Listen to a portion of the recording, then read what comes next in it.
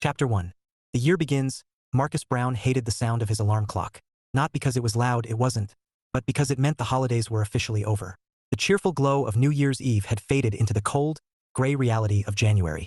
He rolled over, silenced the alarm, and stared at the ceiling for a moment, wondering if he could justify one more day of vacation. He couldn't.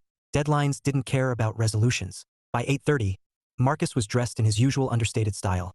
Dark jeans, crisp button-down, and a jacket that said, "I'm professional, but not trying too hard." His condo was immaculate, almost sterile, save for two framed family photos on the bookshelf, a younger brother grinning at a barbecue, an older sister holding a toddler. They were the only hints of warmth in a space dominated by clean lines and muted tones. Marcus liked order. Chaos belonged in his work, not his home. He grabbed his laptop bag and headed out, mentally reviewing the day's tasks. New campaign pitch for a tech client. Layout revisions for the winter catalog. Maggie McKardle's inevitable pep talk about embracing the new year with bold creativity. He smiled despite himself.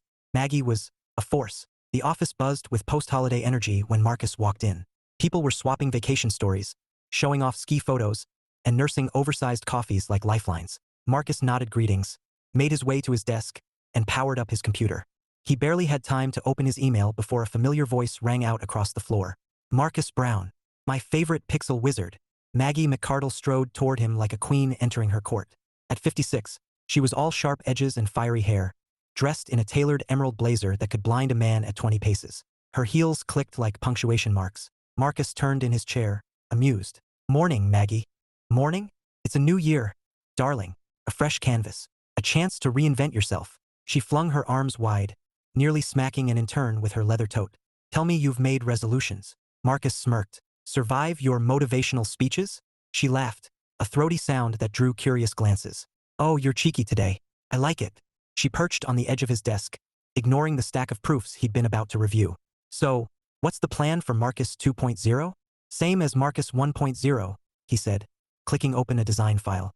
"Do good work, pay my bills, avoid existential crises." "Boring," Maggie declared.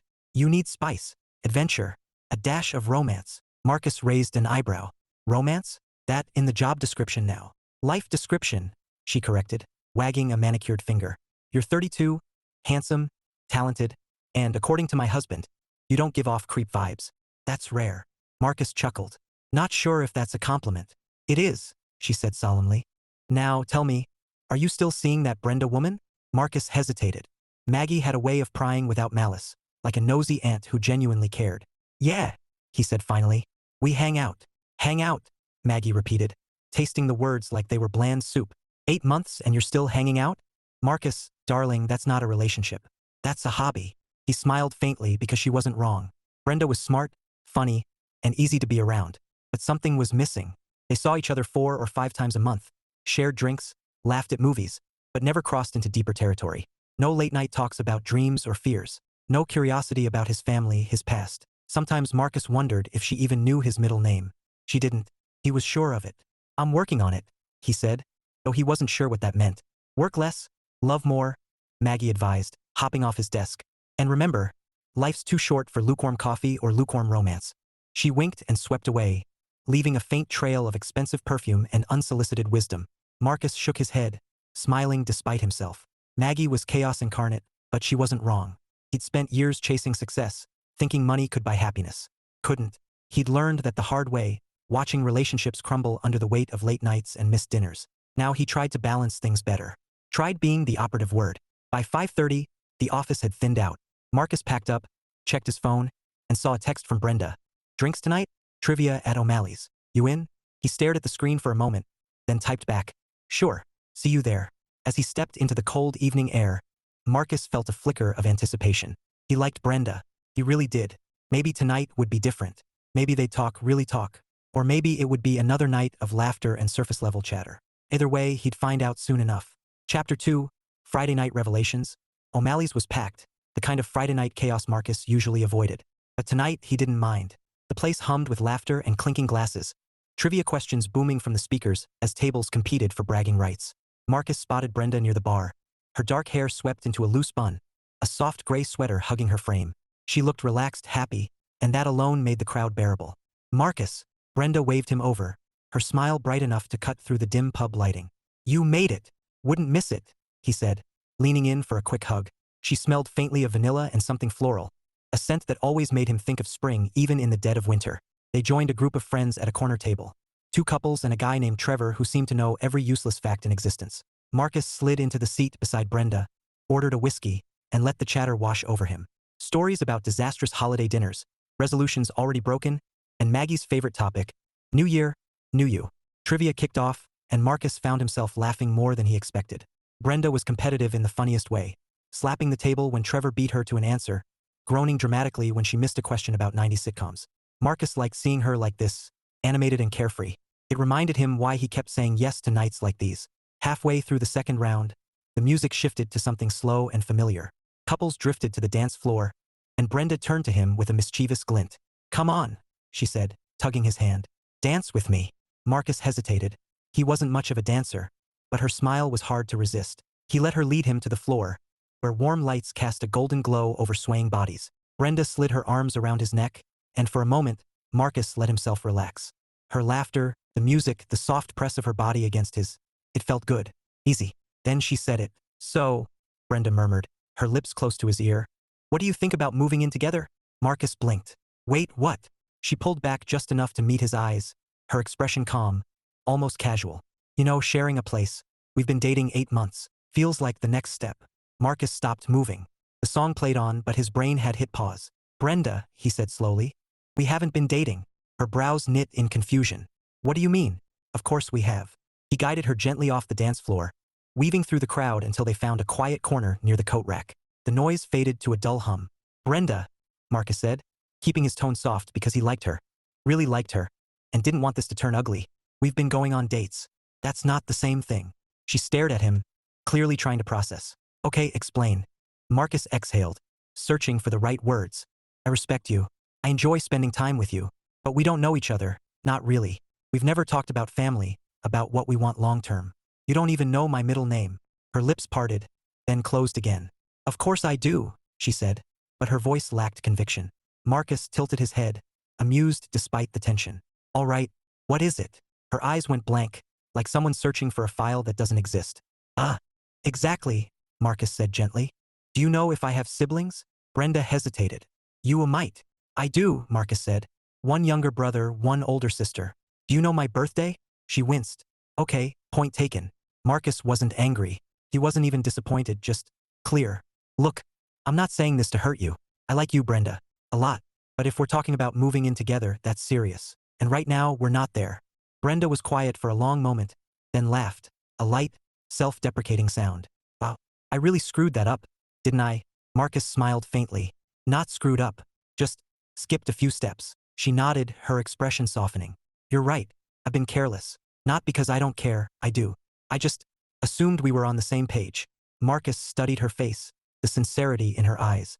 Maybe she wasn't playing games. Maybe she really wanted something real. "If you want to start fresh," he said, "I'm open to that." Her smile returned, smaller but genuine. "I do." "Then let's take it slow," Marcus said. "Get to know each other. For real." Brenda reached for his hand, squeezing lightly. "Deal." They returned to the table, the moment tucked between them like a fragile secret. Marcus felt lighter, oddly hopeful. For the first time in months, he wasn't guessing where he stood. And maybe, just maybe, this was the start of something worth the effort. Chapter 3. The Reset. Marcus woke late Saturday morning to the soft hum of his phone vibrating on the nightstand. He squinted at the screen, expecting a work email, because Maggie had no concept of weekends, but instead saw Brenda's name. He hesitated, thumb hovering, then answered. "Morning," he said, voice still rough with sleep. "Hey." Brenda sounded lighter, almost cheerful. "Did I wake you?" "Not really," Marcus lied, sitting up and rubbing his face. "What's up?" "I've been thinking about last night," she said, words tumbling out quickly, like she'd rehearsed them. "And you were right. I've been careless. Not because I don't care, I do. I just assumed we were good because we have fun together." Marcus leaned back against the headboard, listening. "Brenda." "No, let me finish," she cut in, her tone firm but warm. "I want to start over, like really start over. Get to know you, your family, your life. Not just the surface stuff." Marcus smiled faintly. "That's good to hear." "So," she continued, "how about dinner tomorrow? My place. Just us. No distractions." He considered. It wasn't a bad idea. "Sure," he said. "I'll bring dessert." "Perfect." Her voice softened. "Thanks for being honest last night. Thanks for listening." Marcus replied. When the call ended, Marcus sat for a moment, staring at the quiet condo around him. Maybe this could work. Maybe Brenda wasn't just passing time. The thought warmed him more than the coffee he was about to make. By Monday, Marcus was back in the office, armed with caffeine and cautious optimism. He'd spent Sunday at Brenda's apartment. Cozy, cluttered in a way that felt lived in, and they'd talked for hours. Childhood stories, favorite books, embarrassing teenage phases. Brenda had laughed until she cried when Marcus admitted he once had frosted tips. It was the early 2000s, he'd defended. Everyone was doing it. Now, as he adjusted a layout on his screen, Maggie appeared like a storm front, her emerald blazer replaced by a crimson one that screamed power move. Marcus Brown, she announced, dropping a folder on his desk with theatrical flair. Tell me everything. Marcus blinked. About what? About Brenda, Maggie said, eyes gleaming. You had that look Friday, the look of a man about to make a life decision. Spill. Marcus sighed, because resistance was futile. We talked, cleared the air. And Maggie perched on his desk like a cat ready to pounce. And we're starting fresh, Marcus said, taking it slow. Maggie clapped her hands, startling an intern across the room. Excellent. Slow is good. Slow builds character. Fast builds divorce lawyers. Marcus chuckled. Thanks for the pep talk. Oh, I'm not done, Maggie said, leaning in conspiratorially. You need to meet her family. See the circus before you buy tickets. Marcus raised an eyebrow. That's oddly specific. Trust me, Maggie said, tapping her temple. I've been married 30 years. Families are the hidden fine print in every relationship contract. Marcus smirked. Noted. And Marcus. Maggie's tone softened, just a fraction. You're a good man. Don't let fear keep you from something real. He met her gaze, surprised by the sincerity beneath the sass. I'll keep that in mind. Good. She straightened, all business again. Now wow me with that tech campaign. Make it sparkle. As she swept away, Marcus shook his head, smiling. Maggie was chaos wrapped in wisdom, and somehow, she always left him thinking harder than he planned. That night, Marcus texted Brenda. Dinner was great. How about Sunday with your family? Her reply came fast. Brave man. Sure. They'll love you. Probably. Marcus stared at the word probably and laughed. He had no idea what he was walking into, but for the first time in a long time he was willing to find out. Chapter 4. Family Circus. Act 1. Sunday afternoon found Marcus standing outside Brenda's family home, holding a bottle of wine like a peace offering. The house was a cheerful two-story with a porch swing and wind chimes that tinkled in the crisp January breeze. Marcus took a breath, squared his shoulders, and rang the bell. The door swung open to reveal Brenda, radiant in a soft blue sweater and jeans. Her smile was warm, but her eyes held a flicker of mischief. You made it, she said, leaning in for a quick kiss. And you brought wine. Smart man. Figured it couldn't hurt, Marcus replied, stepping inside. The scent of roasted chicken and something buttery filled the air, mingling with laughter from deeper in the house. Brenda led him through a cozy living room into a dining area where chaos reigned. Her parents were bustling around the table, arguing about whether the gravy needed more salt. A teenage boy, her younger brother, Marcus guessed, was glued to his phone, thumbs flying. And then there was the sister, younger than Brenda by a few years, with glossy hair and a smile that could melt glaciers. She looked up from arranging salad and locked eyes on Marcus like a cat spotting a laser pointer. Well, hello? She purred, voice dripping with playful charm. You must be Marcus. Marcus offered a polite smile. That's me. I'm Tessa, she said, extending a hand that lingered a beat too long. Brenda's little sister. Nice to meet you, Marcus said, keeping his tone friendly but neutral. He'd been warned about family quirks, but this was a curveball. Brenda shot Tessa a look, a subtle warning Marcus didn't miss. He filed it away, curious to see how this would play out. Dinner was a lively affair. Brenda's parents were warm and welcoming, peppering Marcus with questions about his job, his hobbies, his favorite foods. Marcus answered easily, grateful for the distraction from Tessa, who seemed determined to test boundaries. So, Marcus, Tessa said sweetly, twirling her fork like a baton. Do you work out? You look like you work out. Marcus smiled faintly. I stay active. Her gaze swept him like a scanner. Brenda never mentioned you were this cute. Brenda's fork clinked against her plate. Tessa. What? Tessa feigned innocence, batting her lashes. I'm just saying. Marcus chuckled lightly, deflecting with humor. I'll take that as a compliment. Brenda's father cleared his throat, steering the conversation back to safer ground. So, Marcus, tell us about your work. Brenda says you're a designer. Graphic designer, Marcus said, grateful for the pivot. I work for an advertising firm, mostly digital campaigns. As he spoke, he felt Brenda's hand brushes under the table. A silent apology, maybe, or reassurance. Marcus squeezed back, letting her know he was fine. He wasn't rattled. If anything, he was curious. How Brenda handled this would tell him a lot. After dessert, apple pie that tasted like nostalgia. Brenda walked Marcus to the door. The house buzzed behind them, laughter and clinking dishes fading as they stepped onto the porch. I'm so sorry about Tessa, Brenda said, her voice low, eyes flashing with embarrassment. She's a handful. Marcus smiled, calm as ever. She's young, likes attention. That's no excuse, Brenda muttered. I'll talk to her. Marcus studied her face, the tension in her jaw. You don't have to fight my battles, he said gently. But I appreciate you having my back. Brenda's expression softened. Always. For a moment, they stood in the cold, breath mingling in the winter air. Marcus felt something shift, a quiet certainty that this woman wasn't just fun and laughter. She was substance, and maybe, just maybe, worth every risk. As he drove home, Marcus replayed the evening in his mind. The warmth of Brenda's parents, the chaos of family dynamics, Tessa's boldness. He'd laughed it off, but deep down, he knew this was only the beginning. Families had layers, and he was about to peel them back one by one. Chapter 5. Sparks and Boundaries. Marcus wasn't surprised when Brenda called later that night. He'd expected it. The way her jaw had tightened when Tessa turned on the charm.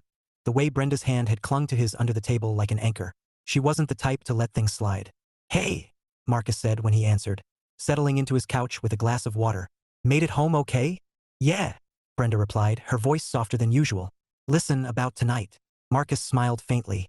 If this is about the gravy, I thought it was perfect. She laughed. A quick, nervous sound. Not the gravy. Tessa. Marcus leaned back, calm. What about her? She was out of line, Brenda said, words sharp with frustration. I don't know what's gotten into her lately, but flirting with you? In front of me? That's ugh. She exhaled hard. I'm sorry. Marcus swirled the water in his glass, thinking. You don't have to apologize for her, he said gently. She's young, likes attention. That's no excuse, Brenda shot back. I should have shut it down sooner. Marcus hesitated, then said what he'd been thinking since dinner. Brenda, how you handle stuff like that matters to me. Silence stretched for a beat. What do you mean? She asked, cautious now. I mean, Marcus said, choosing his words carefully. Respect goes both ways. If someone crosses a line, I need to know you'll have my back, just like I'd have yours. Brenda was quiet, then sighed. You're right. I should have said something. I just didn't want to make a scene. Marcus smiled faintly. Sometimes a little scene is necessary. That earned him a laugh, warmer this time. Noted, she said. Next time I'll make a Broadway production out of it. Marcus chuckled. Please don't. I hate musicals. Brenda gasped theatrically. You hate musicals? Marcus Brown, that's practically a crime. They're fine, Marcus amended quickly. Just not my thing. Well, Brenda said, her tone teasing now. Guess we'll have to compromise when we're married. Marcus froze for half a second before catching the playful lilt in her voice. Bold assumption, he said lightly. Relax, she teased. I'm kidding. Mostly. Marcus smiled, but inside, something shifted. Brenda wasn't just joking. She was testing the waters. And for the first time, Marcus didn't feel the urge to retreat. He felt ready to wade in. They talked for another hour about boundaries, about what they wanted from each other, about the little things that mattered. Brenda admitted she'd been careless before, too focused on fun to dig deeper. Marcus admitted he'd been guarded, afraid of repeating old mistakes. By the time they hung up, the air between them felt clearer, stronger. Marcus set his phone down and stared at the ceiling, a slow smile spreading across his face. Progress. It wasn't flashy or dramatic, but it was real. And that, he thought, was worth everything. Chapter 6. Marcus's World. Brenda had imagined Marcus's condo a dozen different ways. Sleek, modern, maybe a little artsy given his profession. What she hadn't expected was this. Wow, she said as he unlocked the door and stepped aside to let her in. It's a very clean. Marcus smirked. That's one way to put it. The space was immaculate, almost sterile.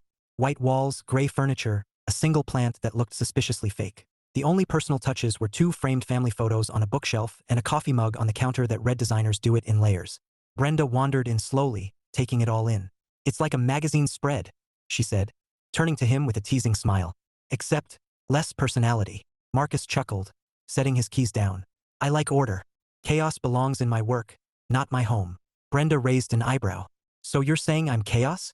Controlled chaos, Marcus said, grinning. The good kind. She laughed, dropping her bag on the couch.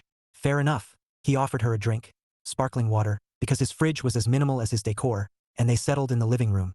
Brenda curled up on the couch, legs tucked under her, while Marcus sat opposite in an armchair that looked like it belonged in a design catalog. So, Brenda said, sipping her water, tell me about these people. She nodded toward the photos. Marcus glanced at them, his expression softening.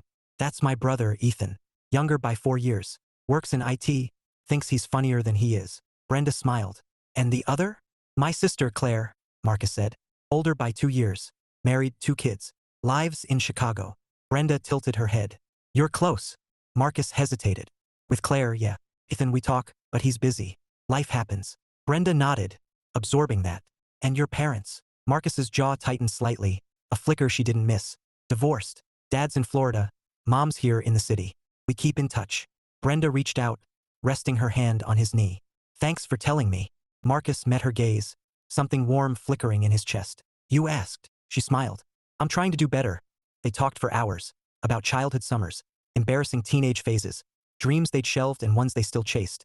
Marcus admitted he once wanted to be an architect until he realized he hated math. Brenda confessed she'd considered law school before deciding she liked people too much to argue for a living. At one point, Brenda wandered into his home office, where dual monitors glowed with half-finished designs. She studied the vibrant colors splashed across the screen, so different from the muted tones of his condo. This is you, she said softly. Not the white walls. This. Marcus joined her, hands in his pockets. It's where I feel most like myself.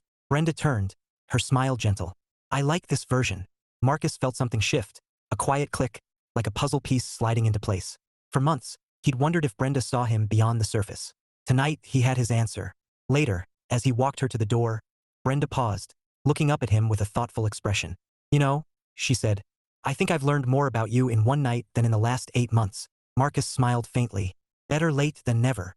She grinned, leaning in for a kiss that lingered longer than usual, warm, certain, full of promise. When she pulled back, her eyes sparkled. Next time, she said, you're coming to my place, and I'm making you watch a musical. Marcus groaned. You're relentless. Controlled chaos, she reminded him, winking as she slipped out the door. Marcus stood there for a moment after she left, the condo quiet around him. For the first time in a long time, the silence didn't feel empty. Felt expectant. Chapter 7. Maggie's intervention. Marcus had barely settled into his chair Monday morning when his phone buzzed with a calendar invite. Coffee with Maggie, 10 a.m. No subject line, no explanation, just Maggie being Maggie. By 10 sharp, Marcus found himself at the corner cafe near the office, the one Maggie claimed had the only espresso worth drinking in the city. She was already there, perched at a table like royalty, crimson blazer blazing against the muted decor. Her husband, Frank, sat opposite her, looking like he'd been dragged along for moral support. He was a quiet man with a dry wit Marcus had learned to appreciate. Marcus Brown, Maggie declared as he approached, arms wide like she was greeting a long-lost son. Sit, we have things to discuss. Marcus slid into the chair, amused. Morning, Maggie. Frank nodded. Brace yourself. Marcus chuckled. That bad? Depends, Frank said, sipping his coffee. Do you enjoy unsolicited life advice? Love it, Marcus deadpanned. Maggie clapped her hands. Excellent. Now, tell me, how's Brenda? Marcus blinked. Straight to the point, huh? Always, Maggie said, eyes gleaming. You've been smiling more. That means progress. Marcus smirked. We're getting to know each other. For real this time. Good, Maggie said, leaning in like a conspirator. But listen, darling, relationships are like ad campaigns. You need a strong concept, clear messaging, and a killer call to action. Frank groaned. Here we go. Marcus laughed. Okay, I'll bite. What's the call to action? Commitment, Maggie said, stabbing the air with a manicured finger. Not tomorrow, not next year, eventually. But you need to know if she's worth the budget. Marcus raised an eyebrow. Budget? Your time, your energy, your emotional bandwidth, Maggie explained. Don't waste resources on a campaign that won't convert. Frank muttered. She's been reading marketing blogs again. Maggie shot him a look. It's called Metaphor, Frank. Try to keep up. Marcus grinned, shaking his head. So what's your advice? Meet her family, Maggie said. See the circus before you buy tickets. Marcus chuckled. Already did. Maggie's eyes widened. And, Marcus hesitated, then smirked. Let's just say, her sister's enthusiastic. Frank choked on his coffee. Maggie slapped his arm. Frank, don't die on me. Marcus laughed. It's fine. Brenda handled it. Good, Maggie said, satisfied. Because loyalty matters. If she can't shut down drama, that's a red flag. Marcus nodded slowly. She did okay. Then you're on the right track, Maggie said, sitting back with a triumphant smile. Just remember, love isn't about perfection. It's about progress. Frank raised his cup. And patience. Maggie waved him off. Patience is overrated. Marcus chuckled, finishing his coffee. Thanks for the pep talk. Anytime, Maggie said, standing with regal flair. Now go make magic with those pixels. As Marcus walked back to the office, he felt oddly lighter. Maggie's advice was loud, colorful, and wrapped in metaphors, but beneath the theatrics, she was right. Progress mattered. And for the first time in years, Marcus wanted to keep moving forward. Chapter 8. Brenda's Curveball. Marcus was halfway through a layout revision when his phone buzzed with a text from Brenda. "Weekend getaway? Just us. No trivia, no siblings, no chaos. What do you think?" Marcus stared at the message, a slow smile tugging at his lips. A getaway. Sounded good. Risky, but good. He typed back. "Where to?" Her reply came fast. "Lakeview Lodge. 2 hours away. Cozy cabins, hiking trails, hot cocoa by the fire. Perfect compatibility test." Marcus chuckled at the phrase. Compatibility test. Leave it to Brenda to make romance sound like a science experiment. He texted back. "I'm in. Friday after work. Deal," she replied, followed by a winking emoji. By Friday evening, Marcus was loading his overnight bag into his car, mentally preparing for whatever compatibility test meant. He'd packed light, jeans, sweaters, a book he probably wouldn't read, and double-checked the directions Brenda had sent. Lakeview Lodge sounded idyllic, the kind of place where couples posed for Instagram photos in matching flannel. Marcus hoped they had decent Wi-Fi. Brenda arrived 10 minutes later, her energy bright enough to light the parking lot. "Ready for adventure?" she asked, sliding into the passenger seat with a grin. "Define adventure," Marcus said, pulling out onto the highway. "New experiences," Brenda replied. "Shared memories, maybe a little chaos." Marcus smirked. "Controlled chaos?" "Exactly," she said, laughing. The drive was easy. Music playing low, conversation flowing like water. They talked about everything and nothing. Favorite road trip snacks, worst vacation disasters, the eternal debate over pineapple on pizza. Marcus was firmly anti.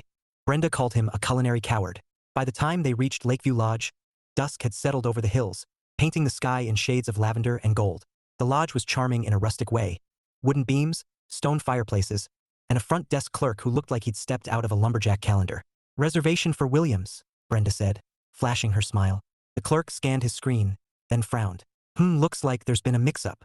Marcus felt his stomach dip. "What kind of mix-up?" "Double booking," the clerk said apologetically. "We only have one cabin left." Brenda blinked. "One cabin, one bed," the clerk added, as if twisting the knife.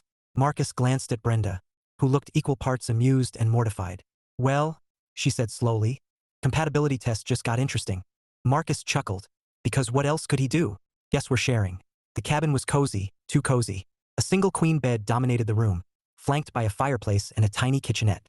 Brenda dropped her bag with a dramatic sigh. "This is either fate or a logistical nightmare." "Could be both," Marcus said, setting his bag down. They spent the evening making the best of it, ordering room service, playing cards by the fire, laughing until their cheeks hurt. At one point, Brenda burned the marshmallows for their s'mores and Marcus teased her mercilessly, earning a playful shove that nearly toppled him into the hearth. Later, as they lay side by side in the too-small bed, the air between them felt different, warmer, heavier, charged with something unspoken. Brenda turned to him, her voice soft. "Thanks for coming." Marcus met her gaze, his chest tightening in a way that felt both terrifying and good. "Wouldn't have missed it." She smiled, and for a long moment, neither of them moved. Then Brenda reached for his hand, threading her fingers through his. No words, no grand declarations, just quiet certainty in the glow of the firelight. Chapter 9. The turning point. Morning at Lakeview Lodge was quiet, the kind of quiet Marcus rarely experienced. No traffic hum, no email pings, just the soft crackle of the dying fire and the distant call of birds over the frozen lake. He lay in bed for a moment, watching sunlight creep across the wooden floorboards, before turning his head to find Brenda already awake, propped on one elbow, studying him with a thoughtful expression. "What?" he asked, voice low. "You look peaceful," she said, smiling faintly. "It's nice." Marcus chuckled. "Don't get used to it. Monday, I'll be back to caffeine and chaos." Brenda laughed softly, then grew quiet, her gaze drifting to the window. "Marcus, can I ask you something?" "Sure." "Why did you pull back that night at O'Malley's?" Her tone was gentle, but her eyes held curiosity, and something deeper. "When I mentioned moving in," Marcus exhaled slowly, sitting up against the headboard. "Because it felt rushed. We were having fun, but we weren't really connecting. I've done the whole jump in fast thing before. It doesn't end well." Brenda nodded, absorbing that. "Past relationship?" Marcus hesitated, then nodded. 2 years ago, I was so focused on work, late nights, deadlines. I thought money and success would make up for everything. Didn't. She left, said she felt like a ghost in my life. Brenda's expression softened. "I'm sorry." Marcus shrugged lightly. "It taught me something. All the money in the world can't buy love. So now, I try to balance. Try being the key word." Brenda reached for his hand, her fingers warm against his. "You're doing better than you think." Marcus smiled faintly. What about you? Why the sudden move-in together idea? Brenda looked down, tracing circles on his palm. Honestly? Fear. I've had relationships where guys kept me at arm's length. I thought if I pushed for something bigger, it would mean security. Like, if you share a space, you can't just disappear. Marcus studied her face, the vulnerability there. You've been hurt. Brenda nodded. Last guy I dated? 2 years. He ghosted me after a fight about nothing. Packed up and left while I was at work. I came home to an empty apartment. Marcus felt a pang in his chest. That's brutal. Brenda gave a small, humorless laugh. Yeah, so when you said we weren't really dating, it hit hard. But you were right. I wasn't asking the right questions. I wasn't letting myself really know you. Marcus squeezed her hand. We're fixing that. Brenda met his gaze, something steady and certain in her eyes. We are. The rest of the day unfolded easily, hiking along snow-dusted trails, sharing cocoa in the lodge cafe, laughing over a board game Marcus insisted he didn't care about. He did. But beneath the laughter was a new layer. Honesty, vulnerability, the kind of quiet truths that stitched two people closer together. That night, as they lay in the too-small bed again, Brenda whispered into the dark, I'm glad we came. Marcus turned toward her, his voice soft. Me too. And for the first time, he believed it wasn't just a compatibility test. It was the start of something real. Chapter 10. The sister strikes again. Marcus had barely kicked off his shoes when his phone buzzed with a text from Brenda. Dinner at my place tomorrow? Just us. No family circus. Marcus smiled, typing back. Sounds perfect. He meant it. After the weekend at Lakeview Lodge, things felt different, lighter, stronger. They peeled back layers, shared truths, and laughed until their cheeks hurt. Progress, Maggie would call it. Marcus called it hope. Monday evening, Marcus arrived at Brenda's apartment with a bottle of wine and a bag of gourmet chocolates. She greeted him with a kiss that lingered just long enough to make him forget the January chill. The apartment smelled like garlic and herbs, and soft jazz played in the background. Cozy. Intentional. Dinner's almost ready, Brenda said, taking the wine. You can relax. Marcus settled on the couch, scrolling through his phone, until the door swung open and Chaos walked in wearing designer boots. Tessa.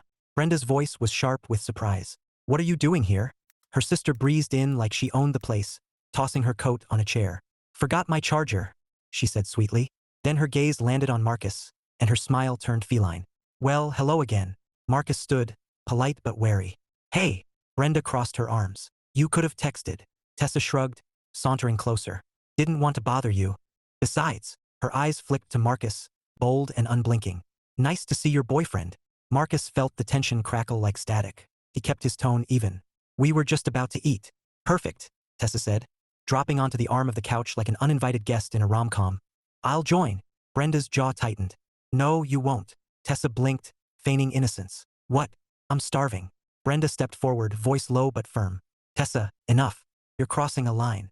Marcus stayed quiet, letting Brenda handle it. He wanted to see how she'd respond, and she didn't disappoint. Marcus is my guest, Brenda continued, eyes flashing.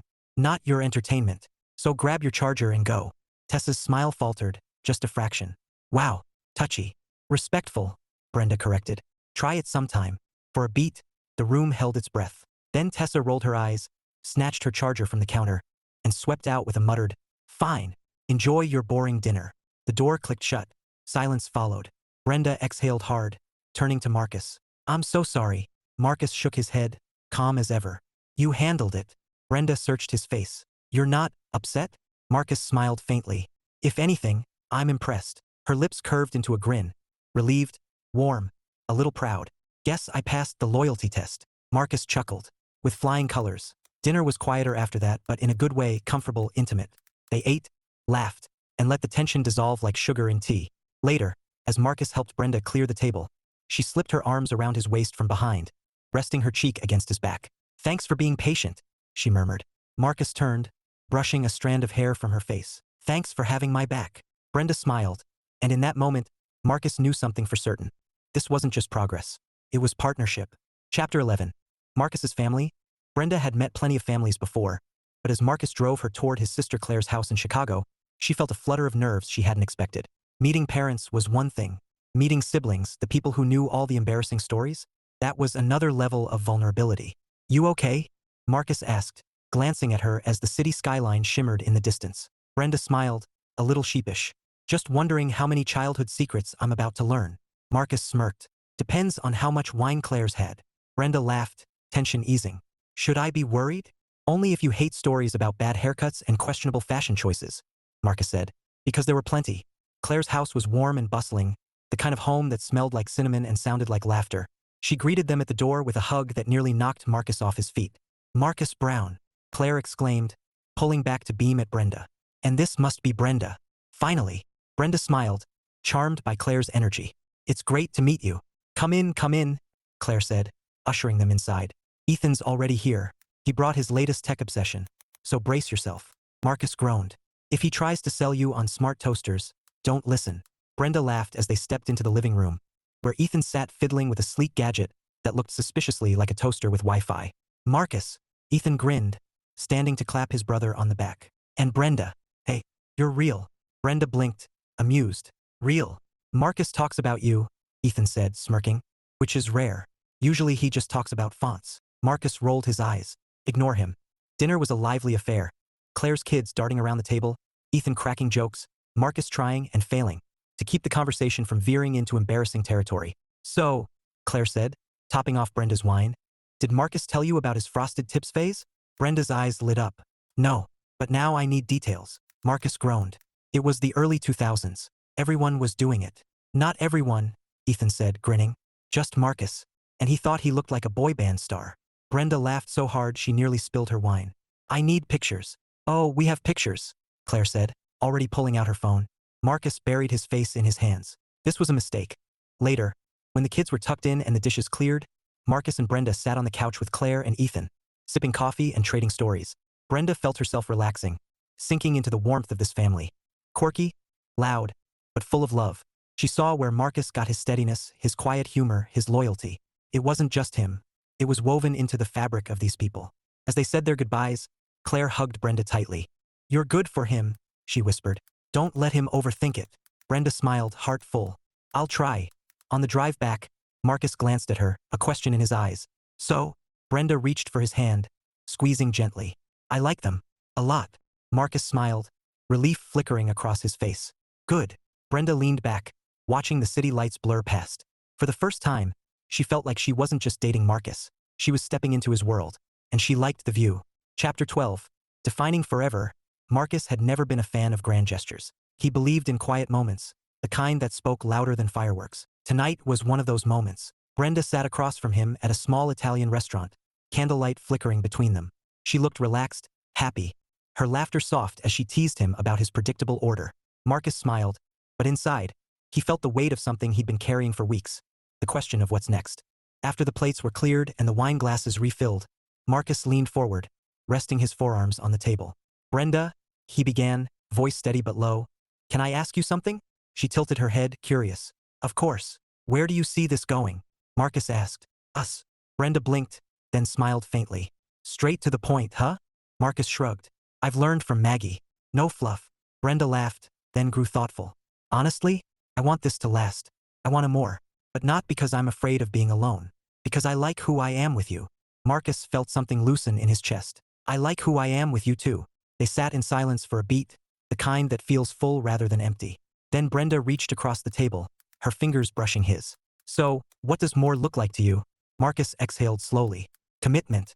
Building something real. Moving in together, but for the right reasons this time." Brenda's smile widened, warm and certain. "I'd like that." Marcus squeezed her hand, a quiet promise passing between them.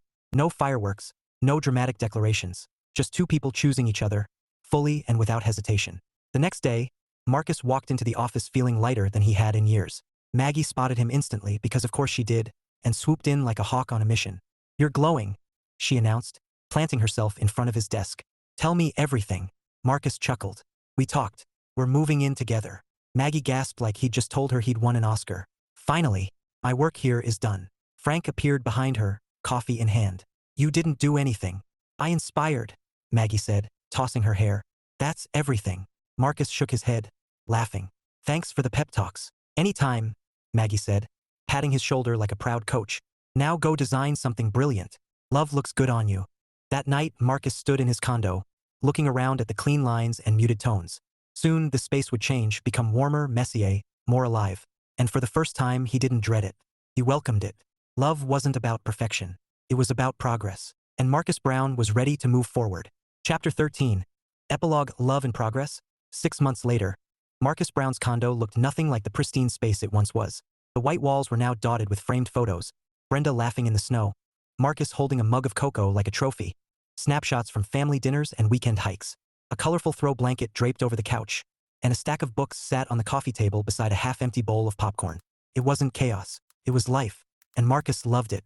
He stood in the kitchen, stirring pasta sauce while Brenda hummed along to a playlist, barefoot and radiant in one of his old t-shirts. The scent of garlic filled the air, mingling with the sound of her laughter as she scrolled through something on her phone. "Marcus," she called, grinning.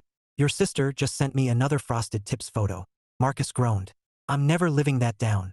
Before Brenda could tease him further, the doorbell rang. Marcus frowned. "Expecting anyone?" Brenda shook her head. "Nope."